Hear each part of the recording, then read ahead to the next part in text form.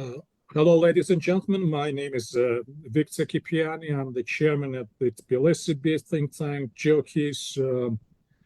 It is my special privilege and personal pleasure as well to host my dear friends and dear colleagues from Azerbaijan, from Baku, with whom we share many things in common on a personal level and a professional level. But I'm also especially pleased that recently we forged up a strategic partnership with Topchubashev Center in recognition of special bilateral relations between our two nations. We thought that adding some extra elements, which is about holding discussions or holding interactions on that expert level, would contribute on its own to promoting and developing those relations even further. That being said, I'm honored to introduce or to reintroduce the Georgian audience, because I'm pretty sure many people know my dear friend Rusif Husseinov well enough in Tbilisi and beyond Tbilisi, was the co-founder and director of the Topchubashev Center. I'm also extremely pleased and honored to present Mahamad Mamadov, was a research fellow at the Topchubashev Center. I also very much enjoyed meeting Mahamad relatively recently in one of the countries of the world. Yeah, let's put it this way. So, and special thanks to my colleague at GeoKeys, Beka Bocharishvili, who will be presenting his own views on our bilateral relations. Without exaggerating, we really consider and we strongly believe that this initiative, which we call the Topchubashev Kidze Forum, could really be very unique in its own nature and play its own very unique role in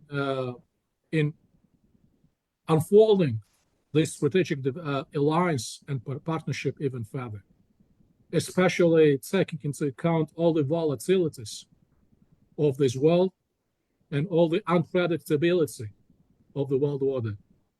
We very often say that sustainability of Georgia and security of Georgia very much depends on sustainability of its relations with the Republic of Azerbaijan. I strongly believe that the same goes for our colleagues and for our partnership and for Azerbaijani nation. Of course, you know, I would be speaking on behalf of Georgian end of the street.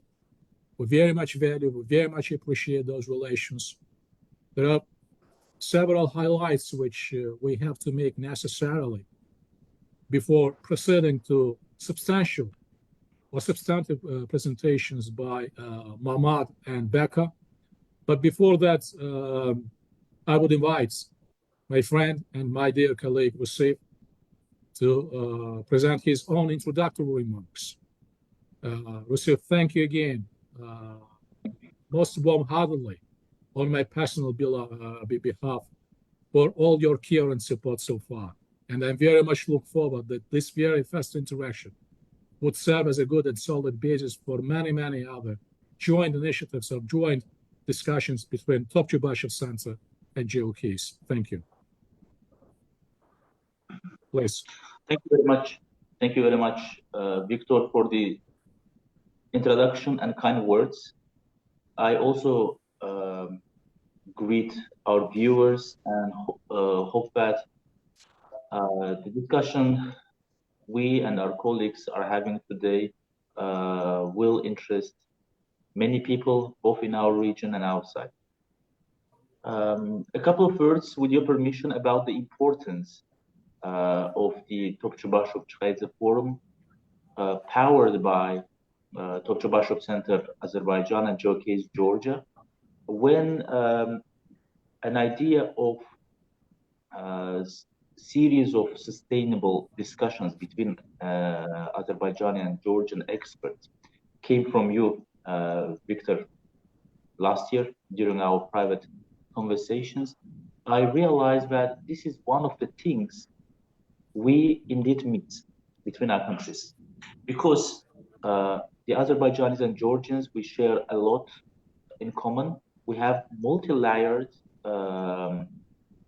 interaction.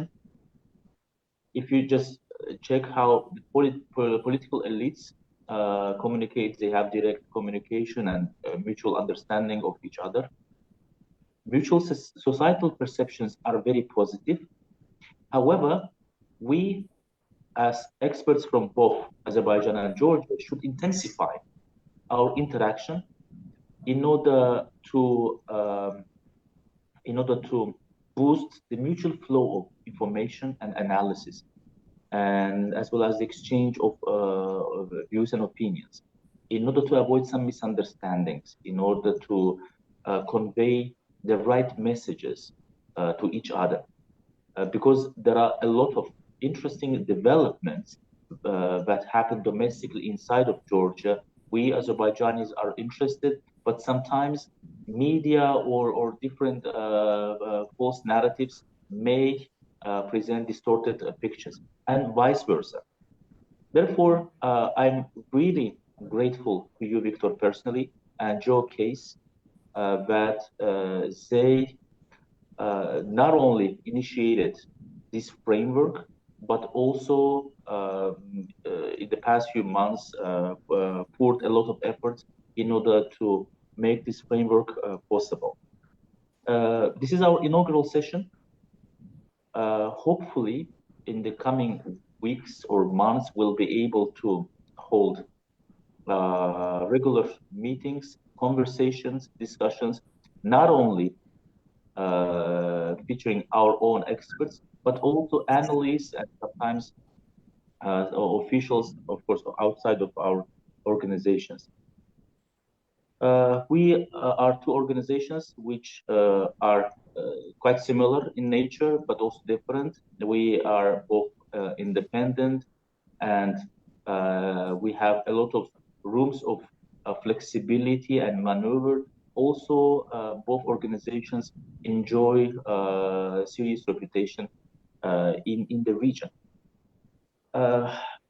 Today, our colleagues Mohammed and Becca will present their own topics, but I would like to also explain why our discussions are timely. Because in the past 2 or 3 years, we have been eyewitnessing the historic changes in our region. On the one hand, these changes are part of the global transformations, because many experts or pundits, they are claiming that the unipolar world order, which we are used to, is changing. It leads to something uncertain. It will probably lead to the emergence of regional poles or powers or gravity centers. We don't know. We are still eyewitnesses. At the same time, within our own tiny region, we are having such gigantic changes, and these changes are happening every day, that sometimes it's even hard for us to process these changes, to understand and to analyze them. In the past 3-year period, Azerbaijan has managed to restore its territorial integrity for the first time since its independence.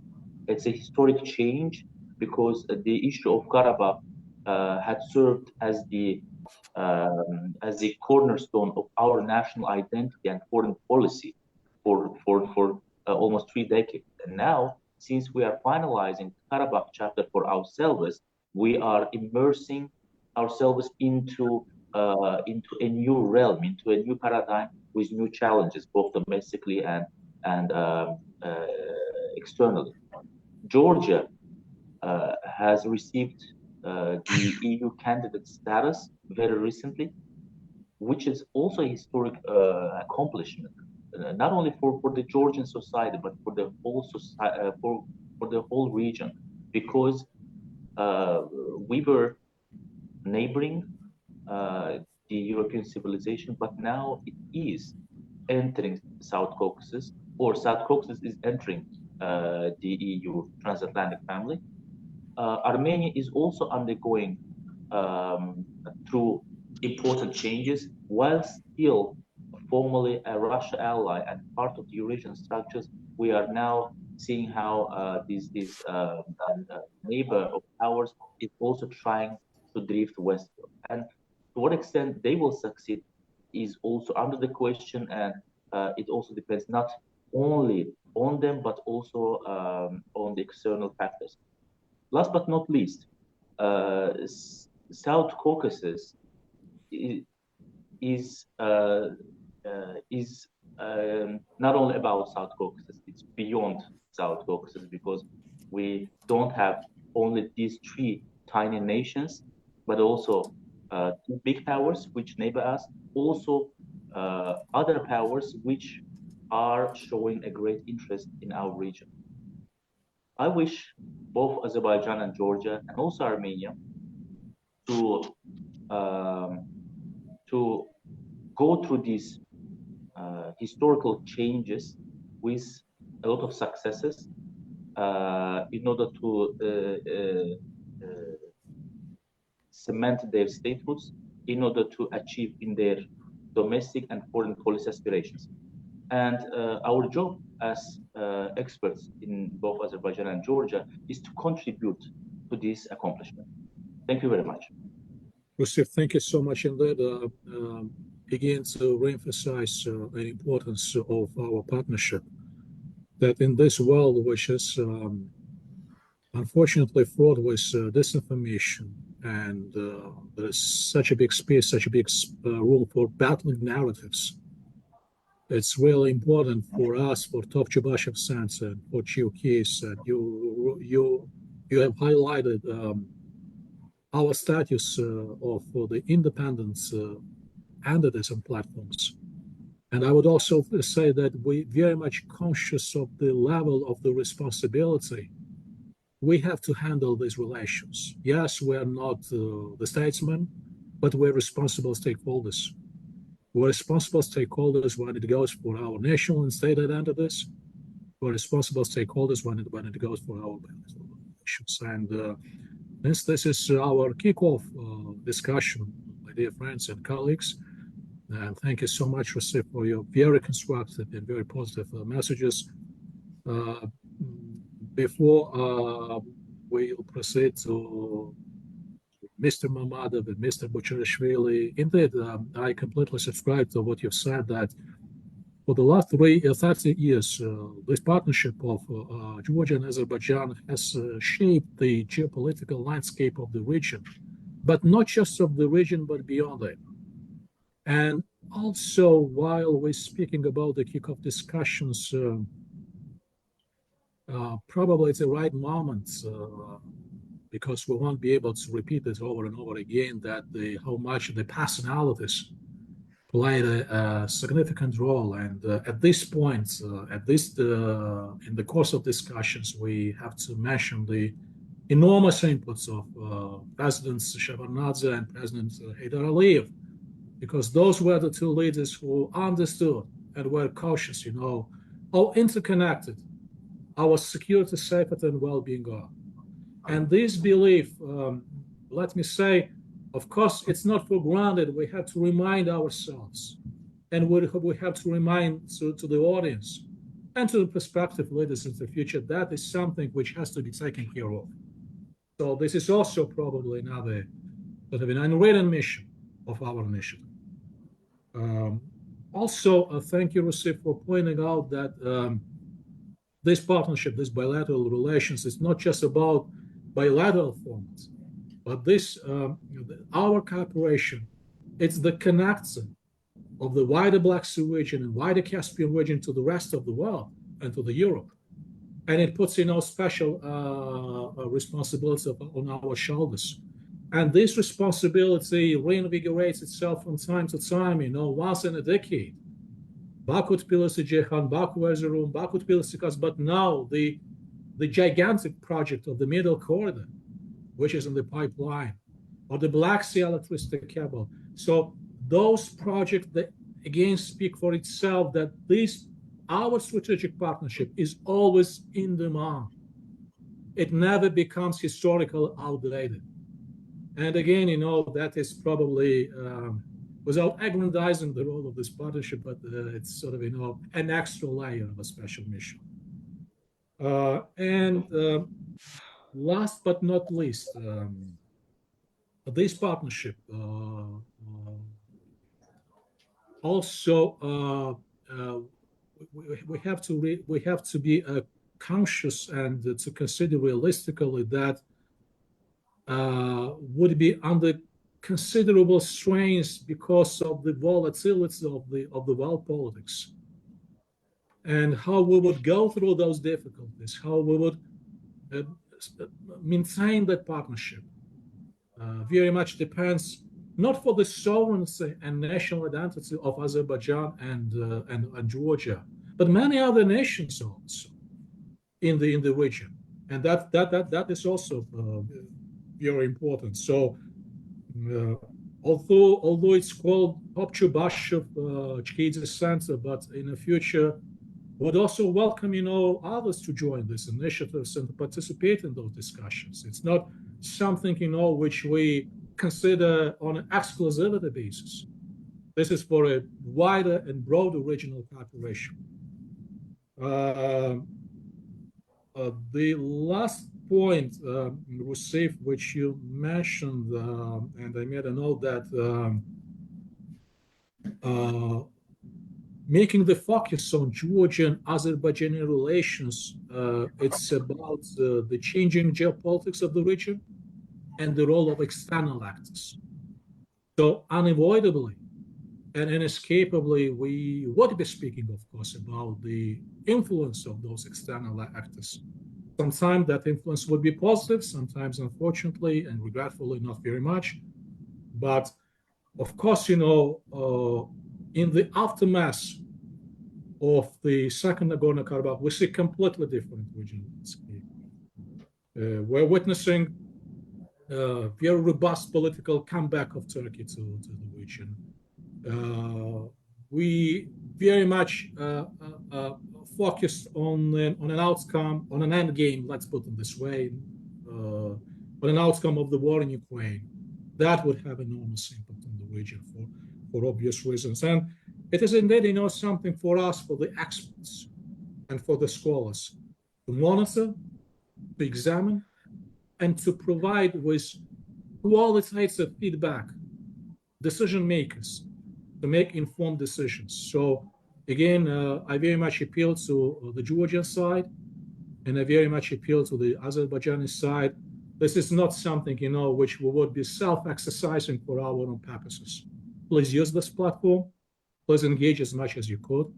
And please use this platform for the practicality reasons and for the practicality purposes as well. So this is probably perhaps something which I have to say necessarily, I did not intend to do that, but you prompted me to again emphasize from my point. And with your permission, let me invite Mr. Mahammad, please, your say and your take. Yes, Rusif. Yes, please don't hate me, friends. I'm stealing your time, but just a couple of quick remarks to what you just said. Very, very, very quick. We, both in Azerbaijan and Georgia, sometimes take our excellent relations, I mean, both at political, economic, and societal level, usually for granted. And we always think that it was positive, it is positive, and it will always remain positive. However, since we are undergoing this global transformation, and we are having these geopolitical changes in our own region as well. Yes, we have established the necessary infrastructure between Azerbaijan and Georgia. We have been collaborating successfully. However, we are now entering a new phase in which we as Azerbaijan must redesign our Georgia policy, our Armenia policy, and Georgia as a candidate status for the EU should also update its Azerbaijan policy, because how it will see Azerbaijan in the coming years or decades, it is also important, geopolitically. The same applies to Armenia, because Armenia should also update its vision of Azerbaijan and Georgia. Therefore, I hope the discussions which we are going to have today, tomorrow, in the near future, will also contribute to the redesigning of our respective policies. Thank you so much for allowing me to have these remarks. And now the floor is yours, friends. Oh, absolutely, Rasif, absolutely. When I mentioned the practicalities, I really meant, what you've just said. It's not about, raising the toasts and praising each other, but working out those relations for the coming decades as well. And that's what is about handling responsibly, those relations. And again, to say with a great pleasure that I'm now with the team of those people who are well aware of that responsibility, and I'm pretty sure that Mamad will take that discussions to an extra level. Please, Mamad, please, my pleasure. Thank you so much indeed for your time. Hello, everyone. Thank you, Victor, for a very, let's say, insightful introduction and very nice words. And I'm very glad to have discussion with our esteemed Georgian colleagues, and I hope that, as you said, it will continue well into the future, and we will see more of our colleagues involved in the process. Actually, there are a lot of things going on between Georgia and Azerbaijan bilaterally and on the regional level, but for the time limit, I'll focus mainly on traditional areas that connect Azerbaijan and Georgia as pivotal players in both regional and international politics. That's namely energy and connectivity issues. But before starting that, I want to start, my introduction around the argument that also as a conclusion, what you discussed with Rasif, that after Russia's invasion of Ukraine, and let's say Russia's blunder in Ukraine in 2022, in the last 2 years, Azerbaijan and Georgia's maneuvering space increased in the neighborhood. And because sometimes we hear some arguments that people say that as we see growing zero-sum game between the West and Russia, so it narrows the maneuvering space of these so-called in-between countries, such as Azerbaijan and Georgia. But what we have seen in the last 2 years is that the opposite has been happening. Of course, in some specific areas, this can be the case, but in most areas, Azerbaijan and Georgia have found themselves in a larger room for maneuvering. For example, especially after Azerbaijan's victory and in the Karabakh War and the restoration of its full sovereignty in the region after the September events in 2023. We have seen that Azerbaijan has become more confident in its relations with whether it's West or Russia or Iran. And when it comes to Georgia, we see that Tbilisi is more relaxed now in its relations with the EU in the candidate status process and etc. And also we now see that Georgia recently signed another strategic partnership agreement with China, and Tbilisi is going a long way to diversify its international linkages in recent months. So I would call this a strategy of online enmeshment on the part of Georgia and Azerbaijan, that the main goal of this strategy is to bring and to engage external powers in the South Caucasus or invite or bring them to the South Caucasus in a way that it does not let any one of them single-handedly dominate the region, again, whether it's West or Russia. And especially after Russia's weakening position in the region, I think this strategy is more attainable for Azerbaijan and Georgia. So I would say that it would increase both countries' strategic autonomy and the new security architecture of the region. So when it comes to energy and connectivity, I would like to trace the let's say track record of these two countries in the last 2 years that significantly changed their position in the regional economic and security system. But before that, there are two significant developments that I think increase the geostrategic importance of Azerbaijan, Georgia, and of course Turkey triangle.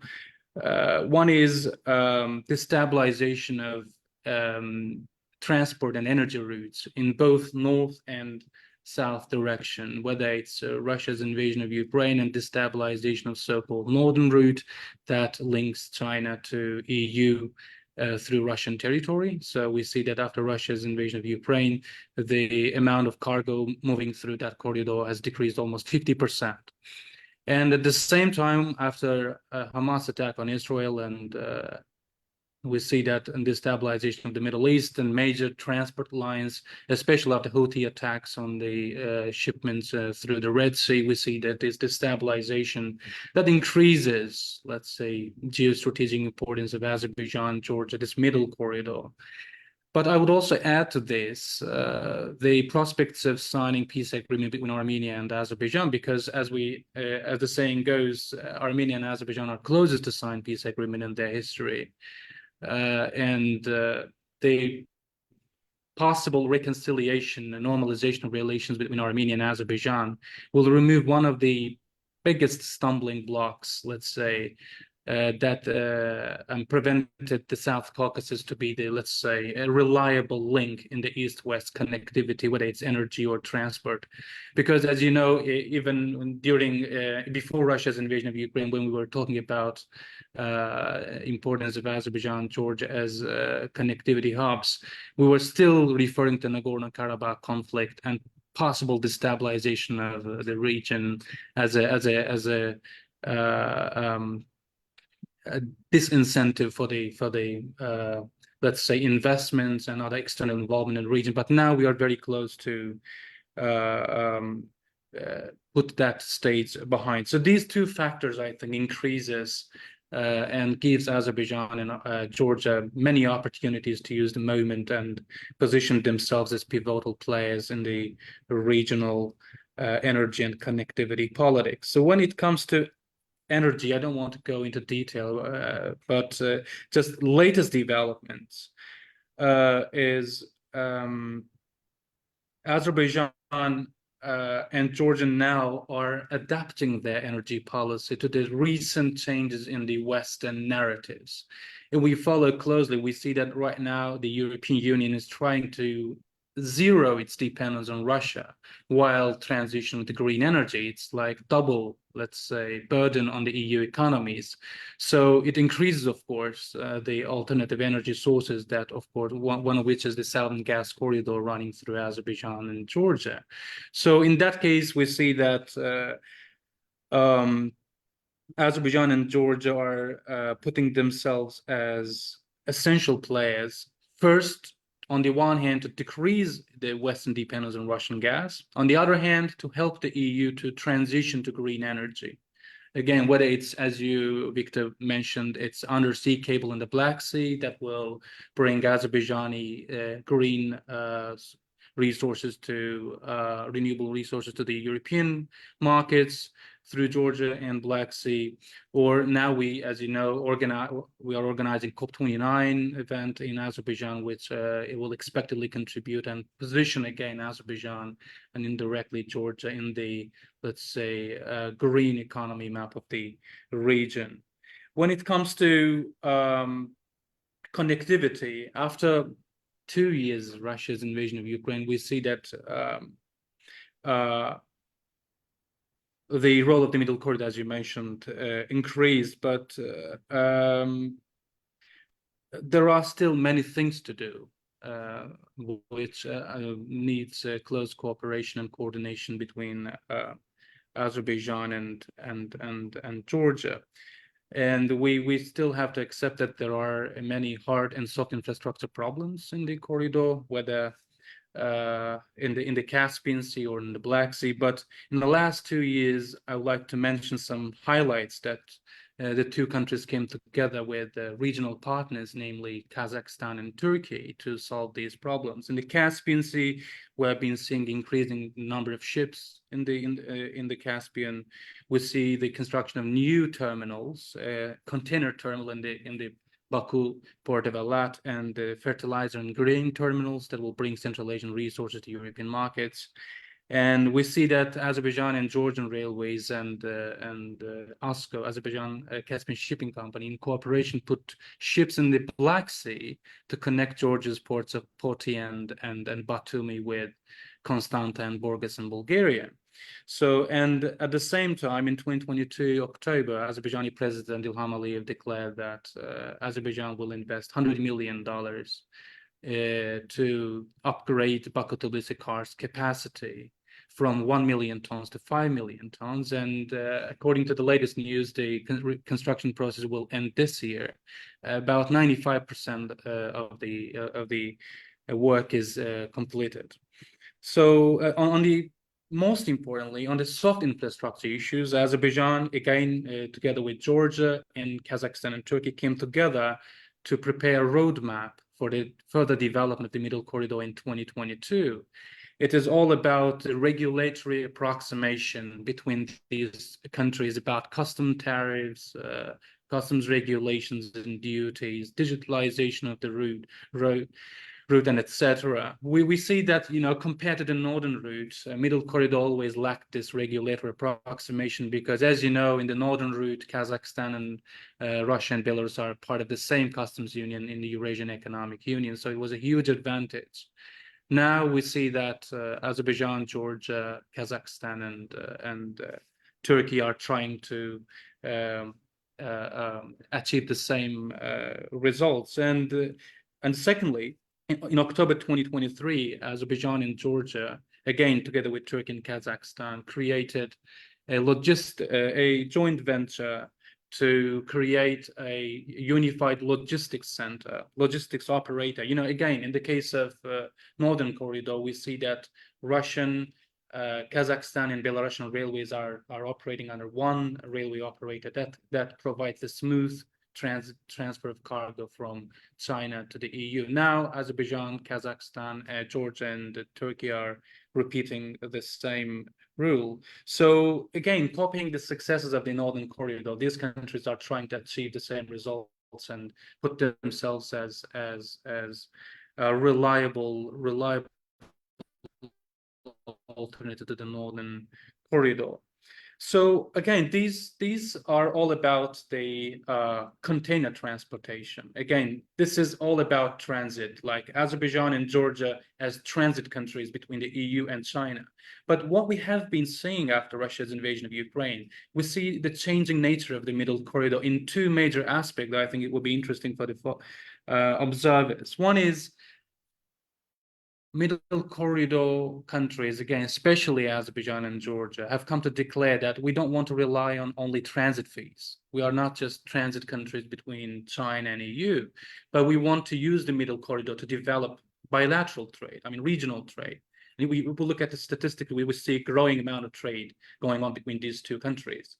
For example, an interesting observation is that in 2023, container transit through the Middle Corridor decreased about 40%. But opposite, we see that the trade between these countries themselves increased about 65%. So it shows that the Middle Corridor countries have used the moment created by, again, this destabilization emanating from Russia's invasion of Ukraine to deepen bilateral and regional trade between themselves and hence decrease their dependence on Russia.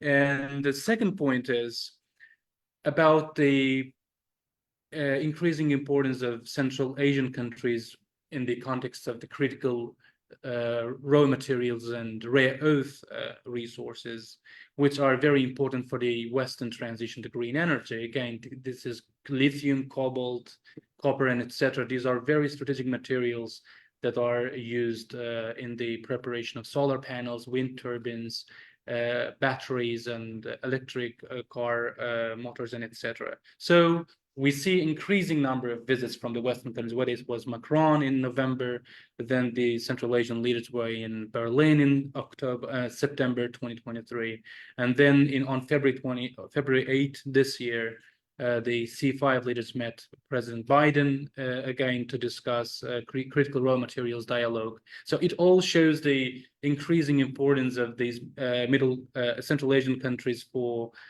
decreasing the Western dependence on China on strategic raw materials. So in this case, you need reliable connectivity routes, and this reliable connectivity routes will be provided by, again, Azerbaijan and Georgia in cooperation with Turkey and Kazakhstan. What's more important here is, I think, for the first time since Russia's invasion of Ukraine, we saw this year EU openly declared that they will support the Middle Corridor. Again, I mean, like tangibly, the European Commission declared that they will allocate 10 billion euros to boost the transit capabilities of the Middle Corridor. And at the same time, we see a growing interest from China. Again, Chinese side was always preferring the route through Russia, but now in the last year's third Belt and Road Forum, President Xi Jinping openly said that, hinted his support to the Middle Corridor.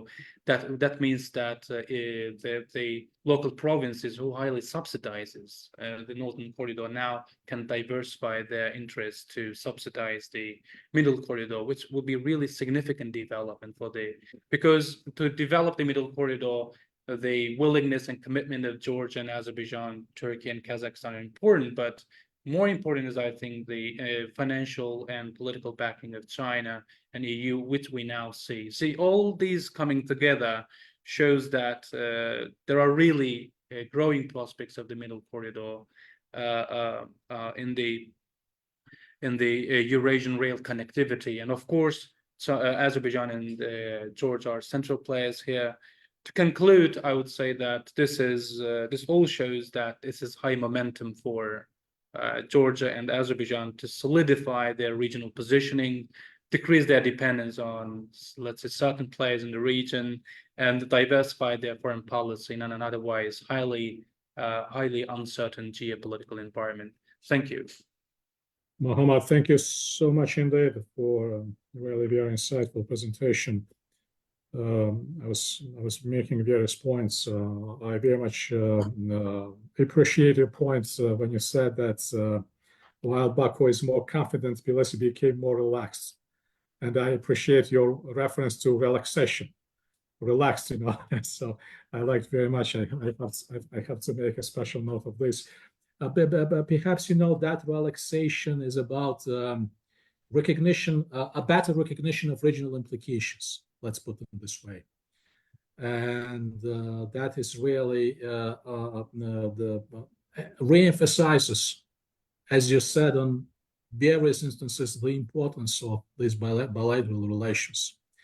As in relation to the outer world, you reminded me about extremely entertaining article by the chief of Central Intelligence Agency, William Burns. He said, and recently he was published in Foreign Affairs. He was speaking about the geopolitical relations with open status, and that is indeed, you know, something which is very much interesting when we speak about small nations. Small nations will have to have multiple choices, and have not to be focused just on the black and white, but to distinguish and to discern many colors in between. This is, of course, without denying the mainstream foreign objectives, but those implications matter.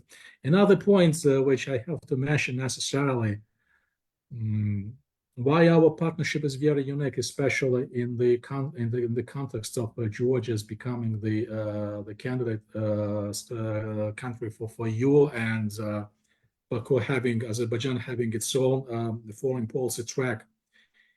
We don't have to be one and same in our foreign policy. And that makes our partnership even more unique because we're complementing each other. With that diversity, with those differences, we're making our duo or our tandem even more the interesting from geopolitical points of view and geoeconomical points of view. And once while you also said, that this adopting the energy politics because of changing circumstances on the European market, that really presents both Azerbaijan and Georgia within the format of those bilateral relations was a historical momentum and an opportunity to find a renewed niche in the world politics. Yes, we're small nations, but quantitative parameters do not matter. Once you can find your own function and your own purpose. So your function and your purpose redefines whether you are small, medium, or big. You could be a large nation and still continue to be useless. You can be a small nation, but still be playing a very significant role in shaping the regional politics and beyond. So there's very interesting observation. I also very much subscribe to what you said about the South Caucasus. Ideally enough, we could speak about the common market, ideally, but at this point, at least we could speak about not about the common market, but about the commonalities in our national markets. Of course, from Georgian perspective, we anticipate signing the peace treaty between Azerbaijan and Armenia, because that would be a huge step and win-win step for the entire region of the South Caucasus. And last but not least, you mentioned the potentials for the middle corridor. You very rightly mentioned that although there are big interconnectedness between Georgian and Azerbaijani businesses. I was reading yesterday that approximately 700 other Georgian companies, which in one way or another are present on the Azerbaijani market, nearly 3,000 Azerbaijani companies are present on the Georgian market. But the middle corridor would, again, without aggrandizing its significance, would reshuffle, would reshape, that partnership, because it means it's about regulatory approximation. Muhammad, you mentioned it very rightly, but at some point it could also take us to even security alignments, or better, more tighter framework on speaking about, because it's not about shipment of goods. It's about many issues, which are very closely connected, ensuring the safety, ensuring the security. So that could introduce a completely different dimension. And also, thank you for the note that those projects are not just about the transit, but we should be aiming at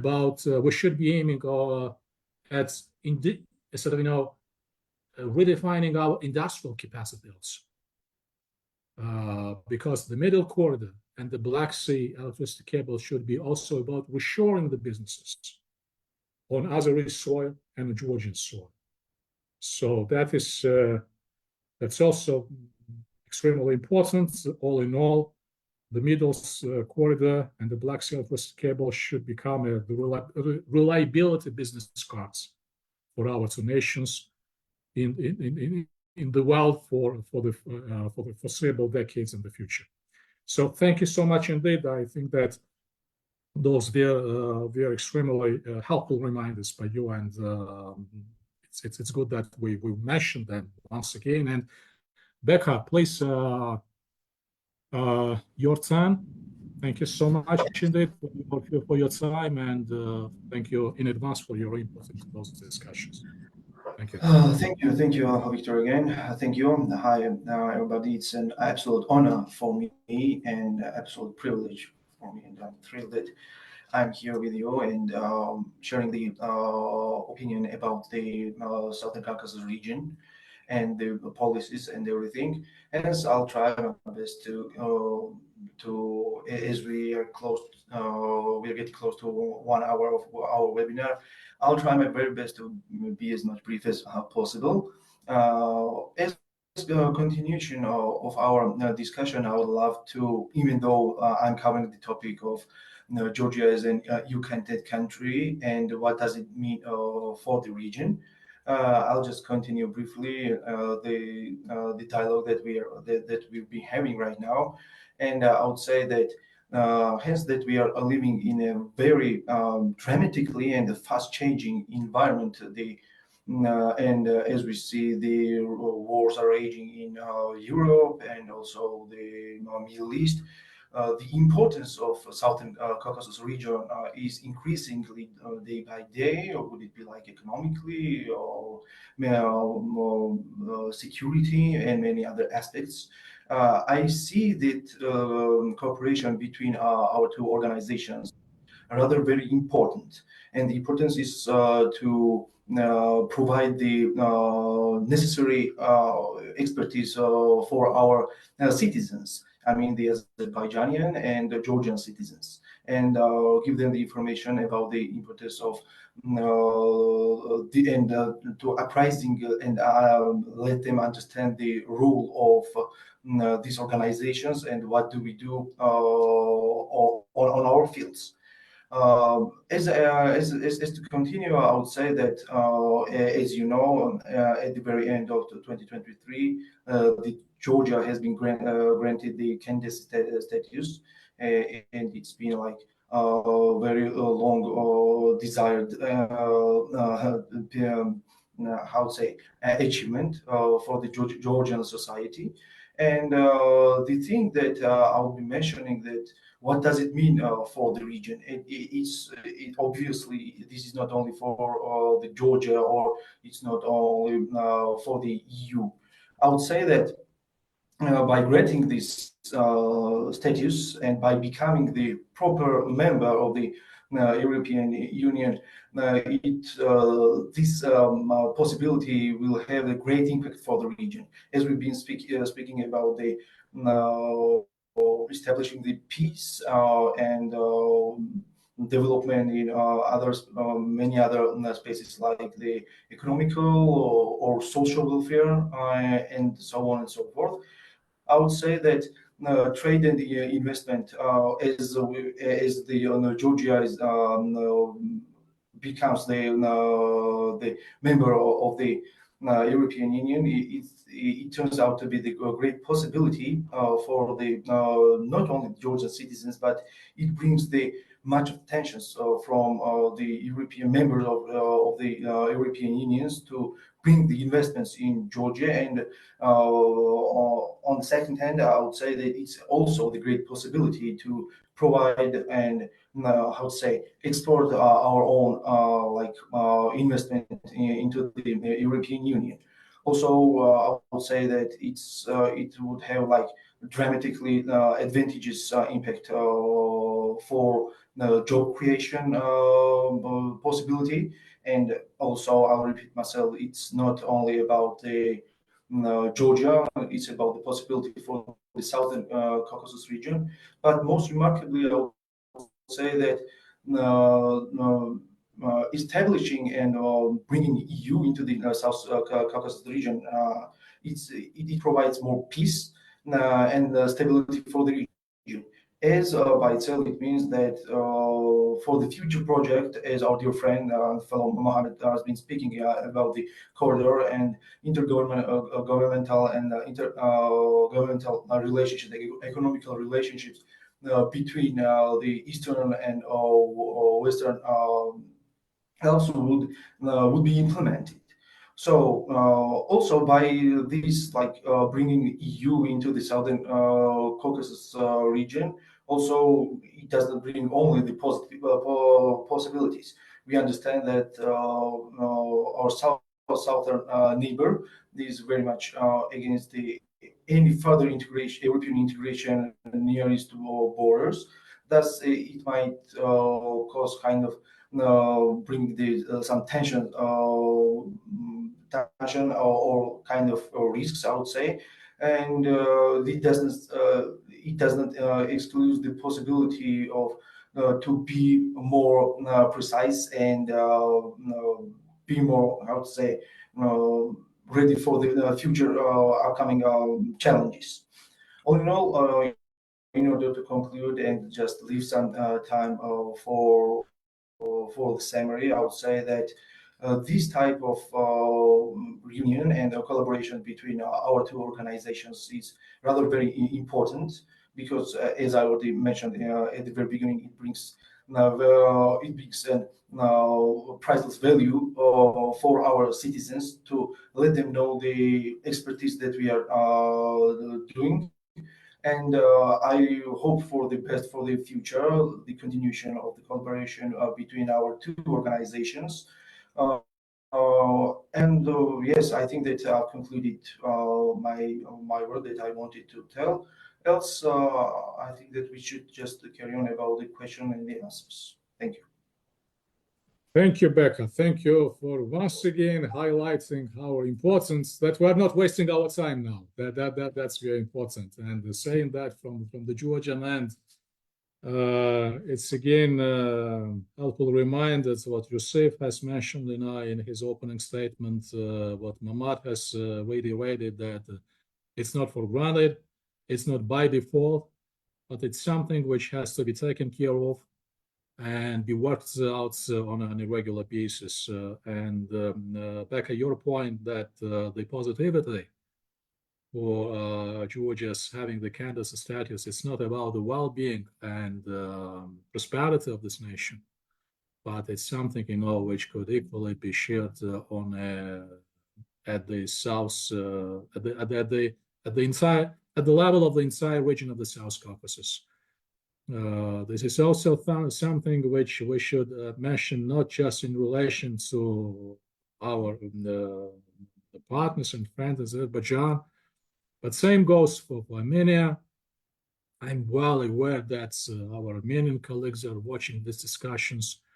Again, it's our turn to say that the well-being of the South Caucasus is inseparable. And not to beat around the bush, I've been saying in my private conversations as well to Armenian colleagues that the stability of the South Caucasus has well been premised on the bilateral relations of Azerbaijan and Georgia for many decades. But it's also time now for Armenia to join those efforts and I think that the best the conditions or the best preconditions for joining our efforts within the trilateral formats are the basic principles of international law, which is about sovereignty, territorial integrity, so forth and so on. So I would rather leave this the peculiar issue at this point. As I've said, we at GeoKeys and the entire Georgian community are well in anticipation of the qualitative breakthrough between Armenia and Azerbaijan by signing the definitive agreements. So thank you so much indeed. Rusif, you mentioned that you could have some questions to us. Please do. We are at your disposal. This time, let me restrict myself to a final comment.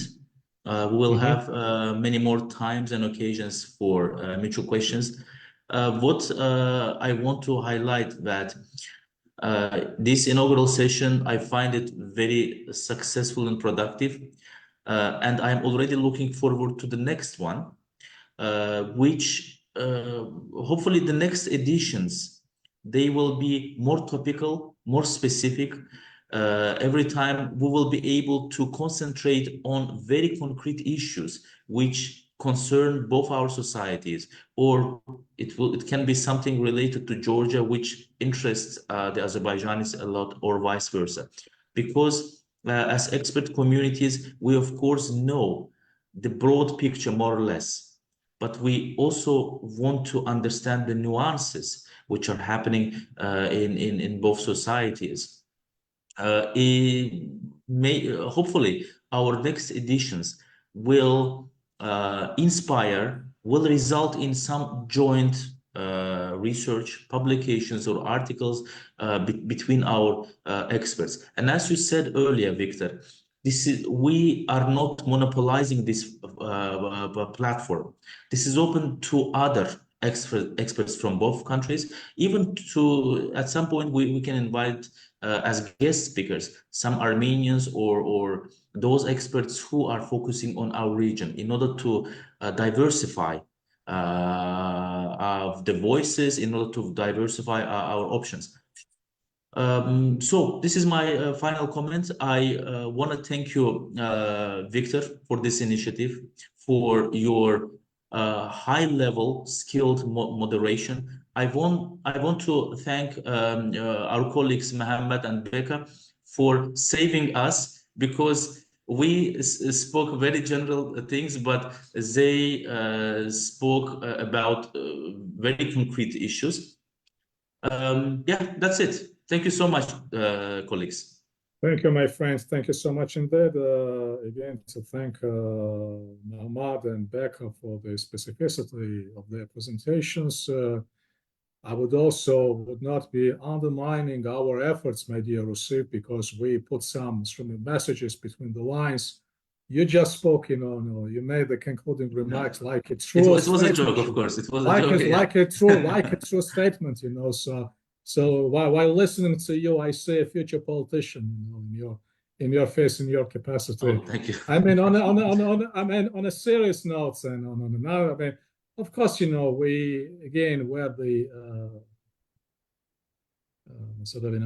the members of our communities, we're the members of our societies, we're the members of our nations. Historically, we're destined to go alongside and to work out the complexities which would be. There are some complexities which Mohammad already mentioned in terms of streamlining the infrastructure. Of course, there are some points which we could discuss within the framework of the separate edition, as you just said, Recep, about the middle corridor, and invite some experts. There are some points in that disinformation war, which recently has erupted, about possibly demarcating, delimiting Azerbaijan-Georgian border, etc., etc. So I think that our rationality and usefulness would also reflect into educating our citizens not to take well-informed decisions, and to look into sobering realities, and not to fall as a prey to emotions. We're Caucasian nations, we could be so well manipulated, but I think that the history has already taught us in terms of being more mature. But I think that this destiny and the future is so much hinges about every single input. If that input is just only by our analytical centers, I completely agree with you that I myself very happy with the discussions which we had. We send a good message of the cooperation to our communities, to our nations, and we very much look forward to continuing with more in-depth discussions and with more peculiarities. Also, touching on some pressing issues and pressing needs of our relations. So thank you so much indeed. Ladies and gentlemen, again, I have the pleasure and special pleasure working during this 1 hour with Mr. Rusif Husseinov, co-founder and director of the Topchubashev Center, his well-esteemed colleague from the Topchubashev Center, Mr. Mamadov, and my well-esteemed and well-respected colleague, Mr. Beka Bojarishvili, as a research fellow at Cherokee. Thank you so much, and we look forward to future discussions. Of course, much credit goes to you, Victor, for your efforts, for your initiative and moderation. So this is Caucasian punctuality. We started just on time, and we are finishing exactly an hour Just- later. Yeah, it's very non-Caucasian. Yeah. Yes. All right then. Thank you so much. Have a good day. Thank you. Take care. Bye. Bye. Bye. Thank you for the opportunity. Bye bye.